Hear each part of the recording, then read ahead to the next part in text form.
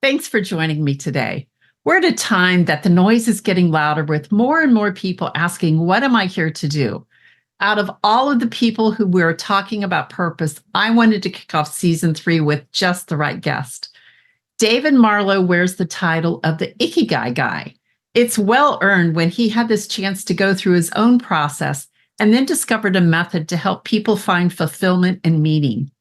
David is a nationally recognized leader in personal and corporate transformations.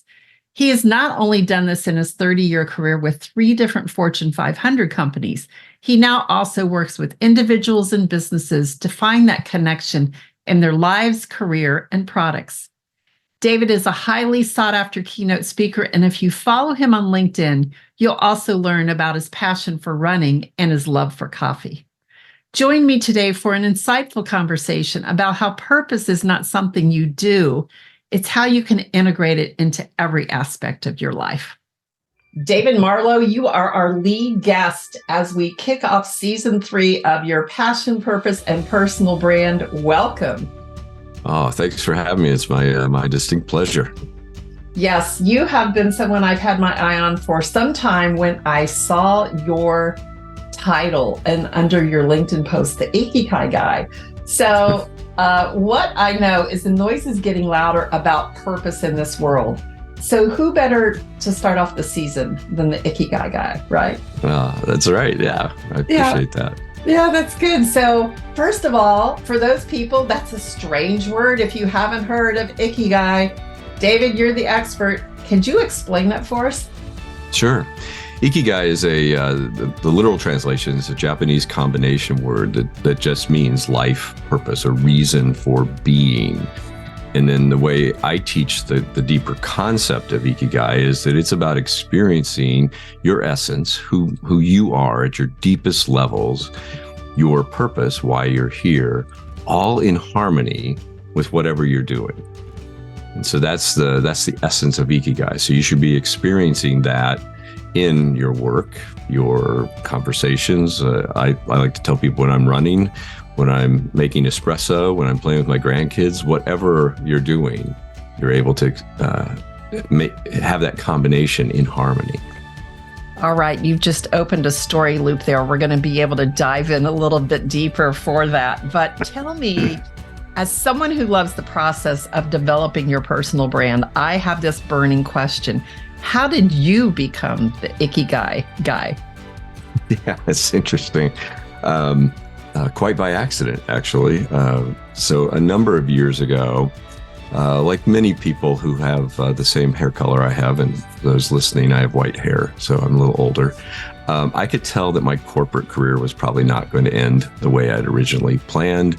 Company culture was changing, the vibe. I had started a transformation program at a very storied and old company, and it had been very successful, but those things kind of wear out and people get tired of it, and I could see that. So I thought I should get on LinkedIn, because the last thing you want to do is start networking and connecting and getting your brand out there when you need a job, right? So exactly.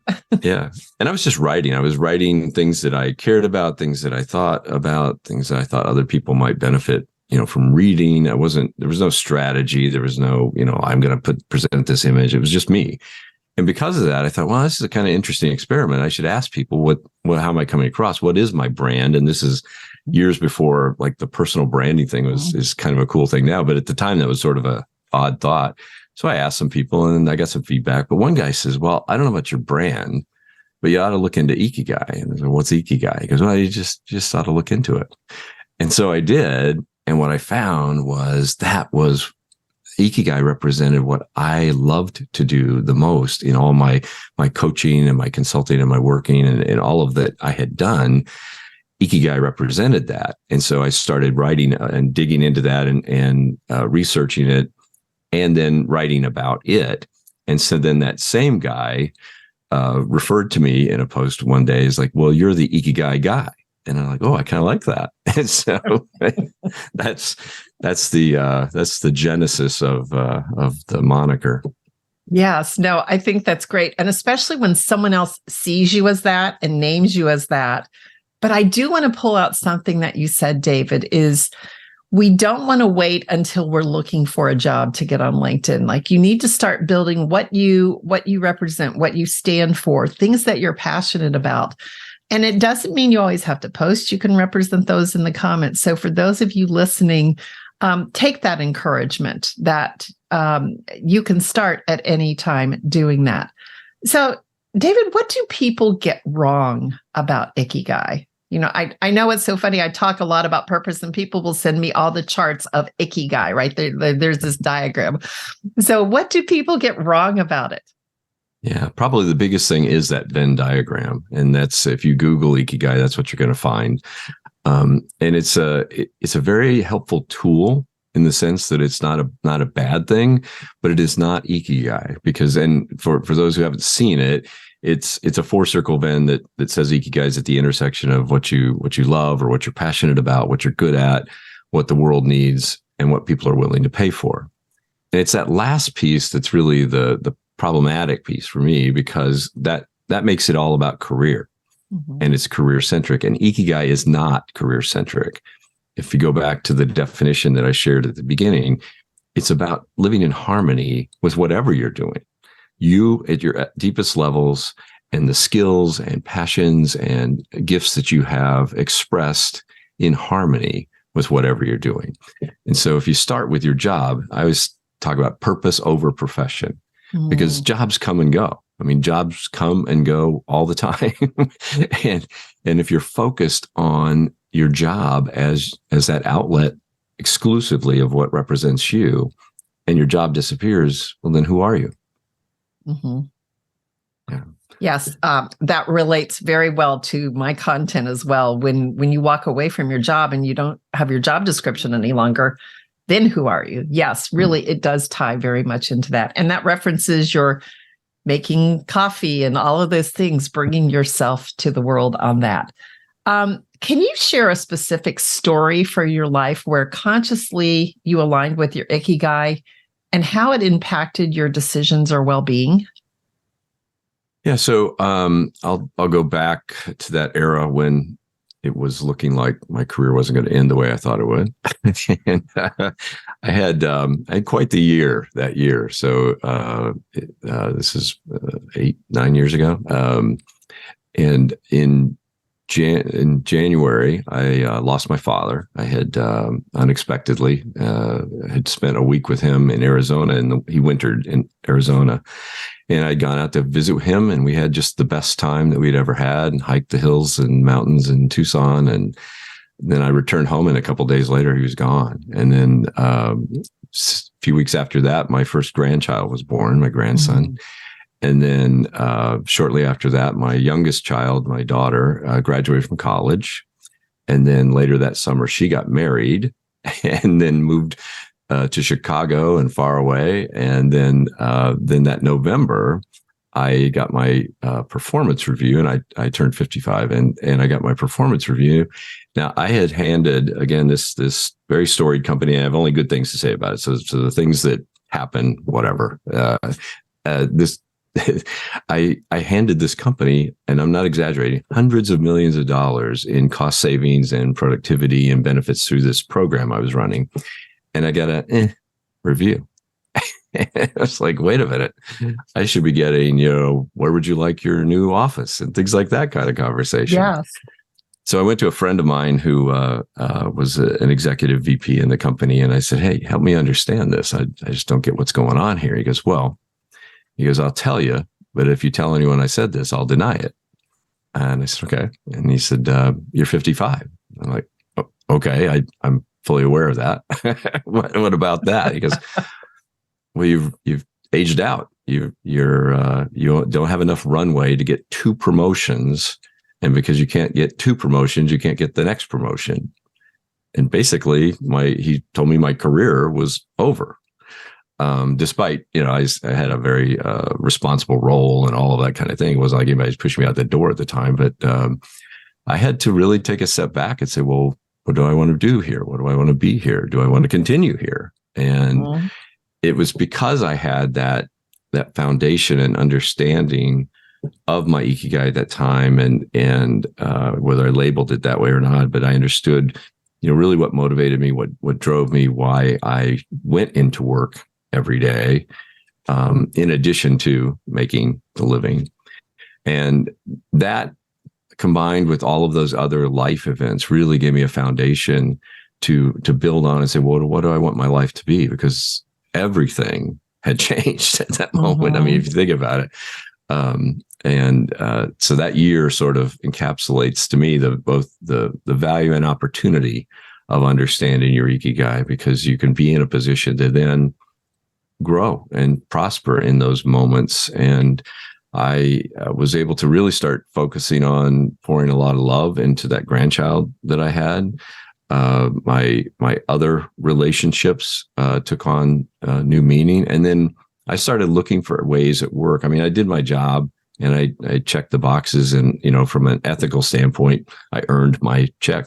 I started looking for opportunities where I could reach people in a deeper way and do more mentoring, more coaching, and that kind of thing, just on my own. I mean, it wasn't, anything that was official or anything like that. And that really gave me a lift and helped me stay in a job that wasn't going to reward me in the traditional ways. Mm-hmm. Mm-hmm. Yes. And I think seeing things from a different perspective and having all those life events really catch your attention. David, I don't think that's unlike what we are seeing in the world today. I think with the pandemic, when people had a chance to pause, to maybe look up and say, hey, what am I doing? What am I doing with my life? I've been on this hamster wheel of chaos. I'm following the script I've been given, and this is not in alignment with who I am. And so I think we're hearing more and more, like the noise about purpose, as I said, is getting louder. What are you seeing dealing with purpose in the world? Are you noticing this as well? Oh my goodness, yes, yeah. I think that, as you said, was a spark, but it's been there for quite a while, and people are really reevaluating what am I doing, and it's so easy to get on a default path. I mean, you go to school, you get married, you buy a dog, you buy a house, right? All of the things. And then one day you wake up and like, okay, what's next? And what if there's no next? And no one's telling me what the next step is in the default path. And that to me is what, like they talk about midlife crisis. To me, that's a midlife crisis, but I'm seeing it in people that are 20 years of age and even younger, right? That we're wondering and wondering about, does this really matter? And why am I here? And, helping people see that, there's, if there wasn't any need for you, all your uniqueness, you wouldn't be here in the first place. And realizing that then prompts the idea of, okay, why am I here? And then I'm also seeing it though, even with companies, the whole idea of sustainability. And when I say sustainability, I'm not talking about recycling. That's certainly valuable, but how do we sustain what we're doing? And when you're doing work that's valued and valuable, you get re-energized. When you're not, it's like that soul crushing thing, right? And you can't do that forever. You've got to have some level of re-energization.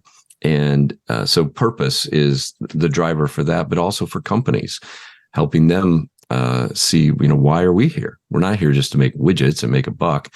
We certainly have to make a buck or we won't be in business. Mm-hmm. There's got to be some deeper reason for why we're here and what it's all about. And I think people are looking for that in their jobs, in their lives, in the companies they buy from. So companies themselves are having to reevaluate it. And it's a real challenge because most of them are geared around, I call it strategery instead of strategy. They make strategery and mission statements, and purpose is way beyond strategery and mission statements. I may adopt that term, strategery. I love that. But no, I think you're right. I think greed is gone. And we are seeing the rise of company cultures and cultures where people want to work. And I believe part of the cultures where people want to work ties in with purpose. So I imagine, David, a lot of people are thinking, well, yeah, if I had my own company, if I was an entrepreneur, if I was able to do my own thing, I could see where purpose could come in. But how do you work with people? How do you advise people that do work for a company? How does purpose get integrated into that whole process? Yeah. So I had a really nice opportunity to work with a very large international company that you would recognize the name of if I said it. they make everything from medical supplies to large road equipment and all of that kind of thing. And really sit down with them and help them see that the language that we use is key to that. And having a language of purpose in your culture allows you to have that level of dialogue. And so what I introduced them to was what I call an Ikiverse. So you've got your Ikigai. How do you define that? How do you share that? And I create an Ikiverse, or a purpose statement, to share with people so that, one, they can know what I'm about, and then the other, it facilitates conversation. So just imagine it's year end, and now we're going to have year end reviews, right? And can you imagine if instead of well, you hit these goals and you hit this metric, and we're going to set these stretch goals for you next year, blah, blah, blah, blah, blah, right? Instead of that, you knew as a boss or the person could share their Ikiverse with you. And I'll share mine real quick. So mine is about encouraging, empowering, and enabling people to be all they were meant to be. And then having the person you're working with or working for say, how can I help you get more of that in your day? Yeah. Yes. Yes. Yeah. And then how can we tie that to, what the company needs? The company needs, so I'll give an example. One of the things that I transitioned into and had a conversation like that when post 55 review was about mentoring and working with other managers and that kind of thing. Well, the company had, for example, I had a manager who was struggling, who'd been a really good individual contributor, but when they went into management, they just weren't doing well. And I started sitting down with them once a week for an hour and working with them on things and finding out why they weren't and where the gaps were and helping them. And they were, the quick story is they had a project that needed to get 100 training documents done for their department. And they had 6 months to do it. And they were 3 months into the project and they had 20 of them done. So you can just imagine how likely they were. And we got all 100 done and got it done in less than 6 months. And by working with this person and helping them overcome those gaps, understand what their challenges were, helping them learn to communicate with their managers, like their manager kept interrupting their people doing this work to do more important things. I'm like, well, is it more important or isn't it? And having that level of conversation. At any rate, having that as my purpose, and then communicating with my leadership to say, where in the company do we have a need that I can fulfill the company's need and my heart at the same time? And that's, it's the ultimate win-win, right? Mm-hmm. Everybody wins in those circumstances. And that's not to say that every moment of every day has to be in your purpose space. Okay. I mean, we have to take out the trash, right? We have to do the dishes, right? That kind of thing. But if you think about it in terms of the 80-20 principle, in the 80-20 principle, 80% of all the joy, the fun, the value we get out of things comes from just a small percentage of our lives, 20% in that example. Well, the 20% space is 16x, 16 times the value of the bigger waste space. So you don't have to get, 80, 90%. If you can get 1 more percent in your life where you're spent in your Ikigai, that's 16x. That's a lot of extra value in your day. And so looking for those opportunities to include mentoring, in my case, in that example, into your daily work while you're still doing the budgets and you're still doing the other stuff. That's where you can really have a multiplying effect on the joy of your life and the value that you're bringing to your company. So I think this would be a good time. There are 3 questions that I want to ask everyone as we head into season 3.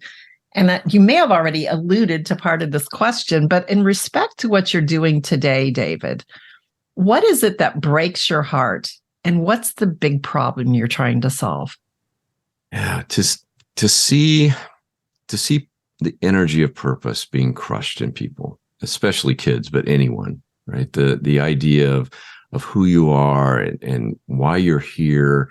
And Buckminster Fuller called it de-geniusing. He says everyone's born a genius, and the world works to de-genius us. And I feel like jobs and the education system and the default path we were talking about is de-geniusing everyone. And so that just breaks my heart when I see people, at a point in life where they don't know what their purpose is. They don't know why they're here. They're not feeling fulfilled, and they don't know how to get it there. And I love to remind them, and I said it earlier, but if there weren't any need for you to be on this earth in all your uniqueness, you wouldn't be here. And living into that purpose is your irreplaceable expression of your gifts, your passions, all the things, right? The place to impact the world. And there's only one of us in all of time and creation. And that unique expression will never exist again. And so that's why it's essential that you live your Ikigai. And that's my big problem I'm trying to solve is, how can I help people and support them in uncovering that and then living into it. Yes, that's beautiful. And there's so much proof of this. I know they've done studies. I've got a strong background in education, and they've done studies of children up until age 5, measuring their creativity.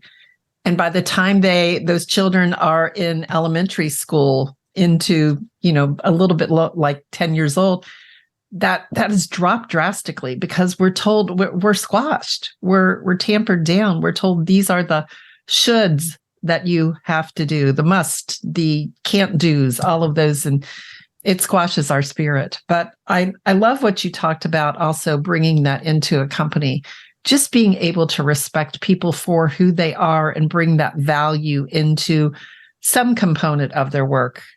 I think we would get a lot of people more rowing the same direction, right? Oh, absolutely. Yeah. When people are in their space too, they're so much more productive. I mean, let's just talk brass tacks here. They're more productive.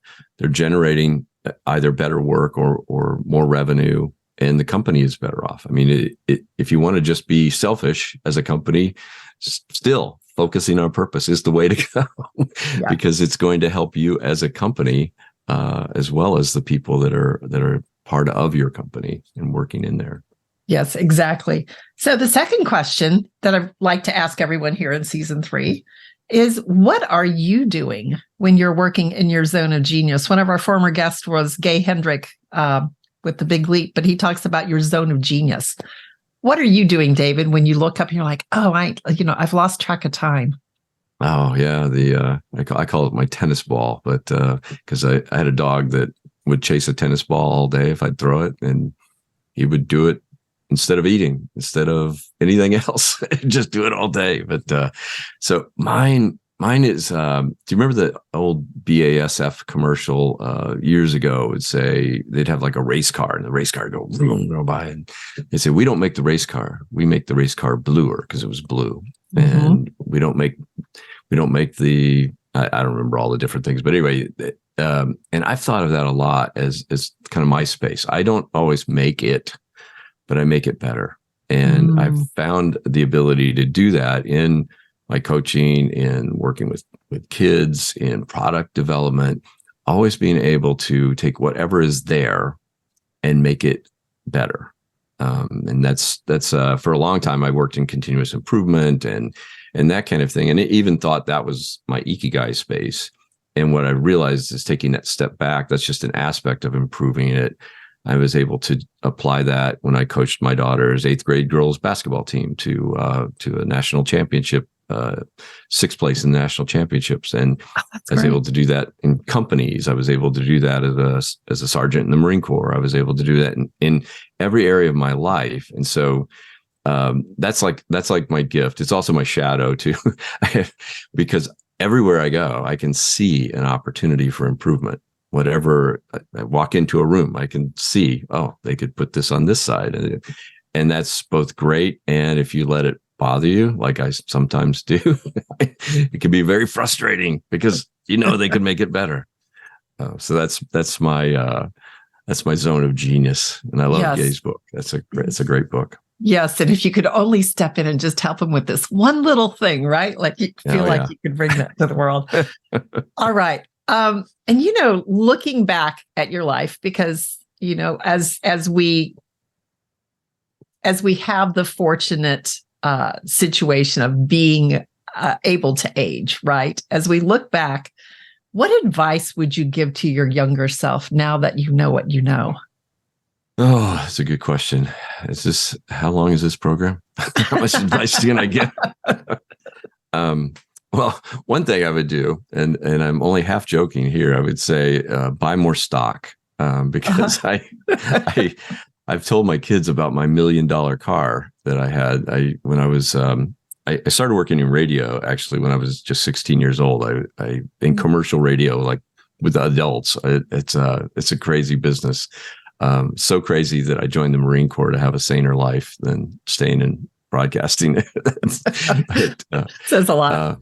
Yeah, but I was making some money, and I was still living at home. Even I was in high school, and I bought a brand new car, and I spent $9,000 on it. And if I had put that money into an S&P stock fund, it'd be worth over $1 million today.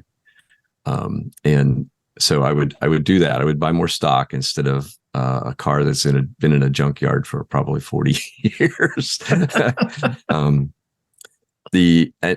that leads a little to, even Ikigai, having no debt or less debt. I mean, that a lot of people get locked into jobs, the golden handcuffs, they've got to pay their bills, that kind of thing. And that would be another aspect of what I would have told myself is, stay out of, and I did a pretty decent job of that, but stay out of debt. So you're free to try things. So you're free to float from career to career, and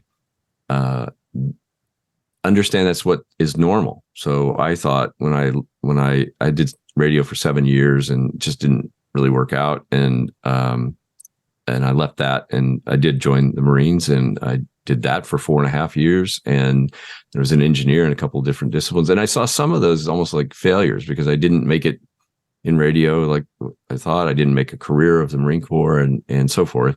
But looking back, I realized all of those were the building blocks of helping me become who I am today, and were a normal part of experimentation and growth and understanding. And so having that understanding at a young age that you're just going to try some things, and it's not only okay, it's what you have to do to grow into the person you're going to be, would have relieved me from a lot of stress, and understanding what we talked about earlier, the 80-20 rule, that there are just few things of value.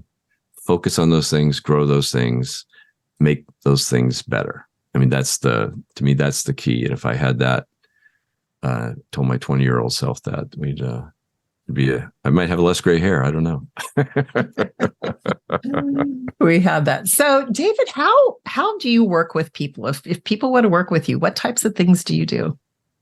So I do a full spectrum of coaching and consulting. I do individual coaching. I do it at not just Ikigai, although Ikigai certainly plays into it, but career and executive coaching. I've worked with companies at both a program level and individual level. So I've worked with executives within a company to help them connect with their Ikigai to improve their performance, as well as the broader like corporate program, and help develop a purpose program with them. So the full spectrum of coaching and consulting. And I can do I try not to. I name my company Vluru, which means versatile guru, because I don't have you'll have lean consultants, or you'll have this consultant, and a little bit back to the BASF thing. I have a lot of background and a lot of skills that I can bring, and so whatever they need at that point they're at, I can bring that into play.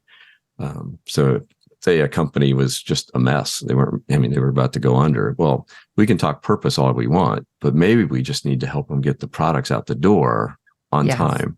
Let's start with that, so they don't go out of business, right? And then we can work into, Maslow's pyramid a little bit more, right? Exactly. And if people want to know more about Ikigai, do you have a resource for them? I do. I have a newsletter called IkiQuest, It's on Substack, and you can find it at ikiquest.substack.com. And in it, I have two different things. I have the free newsletter, and then there's a paid subscription. The paid subscription has courses and other things that are all available to paid subscribers. But the IkiQuest is almost daily exploration of Ikigai. And so it'll be stories, it'll be examples. Sometimes I'll have meditations and things, but you can go there almost every day and get something that will help you think about how can I move more toward my purpose. All right. Sounds like a great resource. And I know that people can follow you on LinkedIn. You're very active on LinkedIn. So we'll make sure we put all of this in the show notes. David, thank you so much for your time today. I love what you do. I love featuring your platform. And I just hope listeners will take a venture into looking at their Ikigai and become more aware of it. So thank you so much. Oh, thank you. It's been my privilege. What a wise man. David was proactive to see when the limitations of a company's philosophy didn't align with his future. That's when he had the chance to leverage his skills to reinvent himself. Many of us have been a place where the world as you know it looks like it's changing, and it is an intentional choice to do something different. I really appreciated his thoughtful insights about the last thing you want to do when you start networking is when you need a job.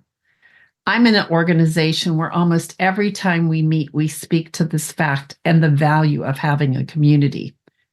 Granted, many of the people are in job transition and they are feeling the pain firsthand of not having spent the time to develop their network. I'd like you to think about making this a priority. Join an association of people in your industry or a community of people who have similar interests. Surround yourself with people who have cutting-edge ideas and can push you to grow. And if you're in a business, whether an employer or an employee, leverage social media to start building that broad network. David has developed a broad perspective on purpose and how it isn't only connected to your work. What I love about this is you aren't segmenting who you are in one space and then hiding it in another. It becomes an integrative part of you everywhere in your life. And I'll reiterate, many more people are tired of the disruptions in the world, fatigued by the chaos, overwhelmed with the trauma that causes you to run. And as a collective, we are pausing long enough to feel this pull that there's more. We're waking up to ask, what am I doing? And what are the next steps now that I've followed this script that you gave me?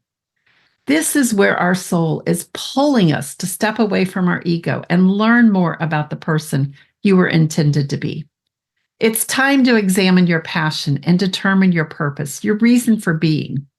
When you discover this work, you'll realize you don't have to keep looking everywhere else for answers. Your personal brand of integrity will emerge on the path. It's the way you find your legendary self. So that wraps it up for this week. Thank you for joining me. If you enjoyed the show, please subscribe and leave a review. And as always, I really appreciate your time, and I'll look forward to seeing you here next week.